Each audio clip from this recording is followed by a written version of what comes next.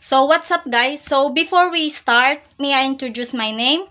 My name is Jacel Caltico Studio, and this morning we'll be discuss all about the history of radio. So let's start. History of the radio.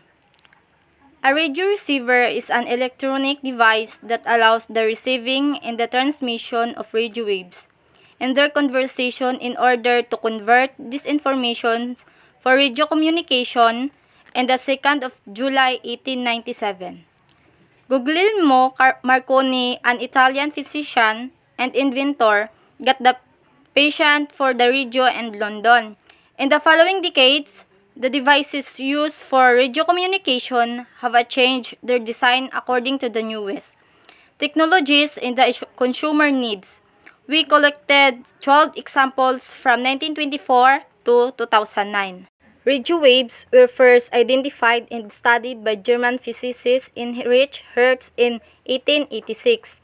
The first practical radio transmitter and receiver will develop around 1895 to 1896 by Italian Guglielmo Marconi, and the radio began to be used commercially around 1900. For example, this radio owner it's developed to two other inventions, the telegraph and the telephone. All three technology are closely related, and radio technology actually began as wireless telegraphy. The term radio can refer to either the electronic appliance that we listen with or to content that plays from it. In any case, it all started with the discovery of radio waves, electromagnetic waves that have capacity to transmit music, speech, pictures, and other data invisibly through the air. Many devices work by using electromagnetic waves, including radios, microwaves, cordless, phones, remote controlled toys, television, and more. The roots of radio.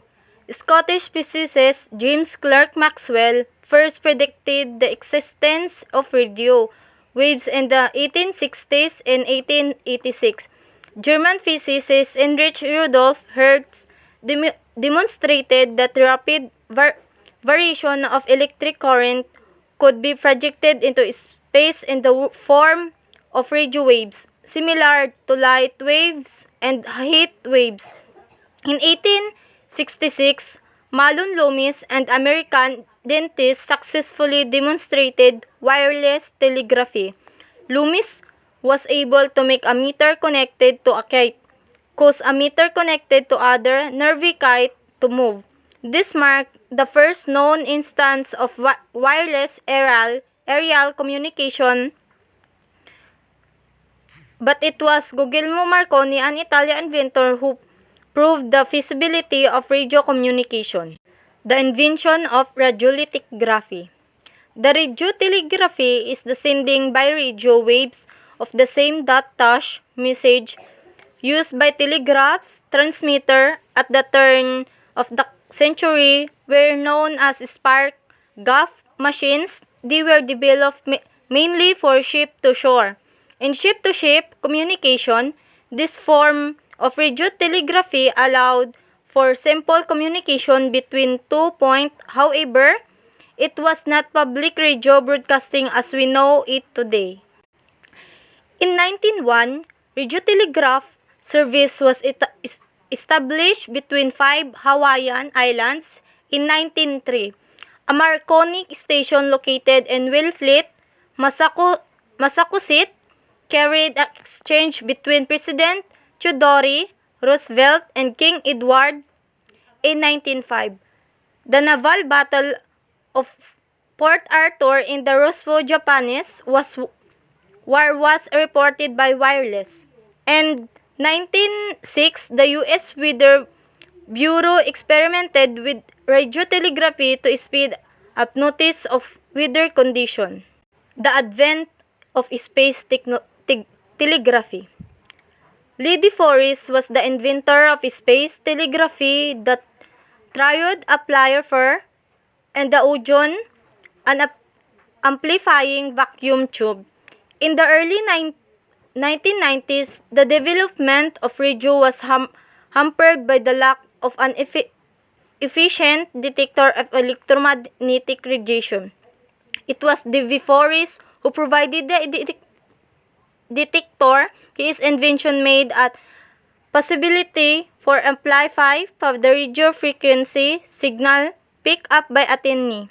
This allowed for the use of much weaker signals than had previously been possible. De Vries was also the first person to use the word radio.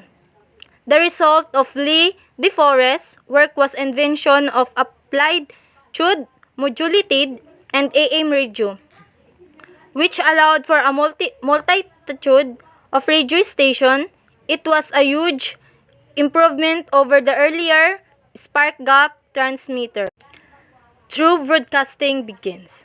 In 1915, speech was first transmitted by radio across the continent from New York City to San Francisco and across the Atlantic Ocean.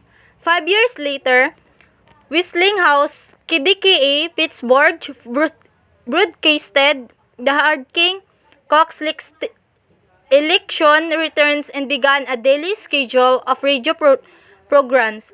In 1827, commercial radio telephony service linking North America and Europe was opened in 1935. The first telephone call was made around the world using a combination of wire and radio circuits. Edwin Howard Armstrong invented frequency modulated or FM radio in 1933. FM improved the audio signal of radio by controlling the noise static caused by electrical equipment in the Earth's atmosphere. Until 1936, all American transatlantic telephone communication had to be routed through England. That year, direct radio telephone circuit was opened to Paris.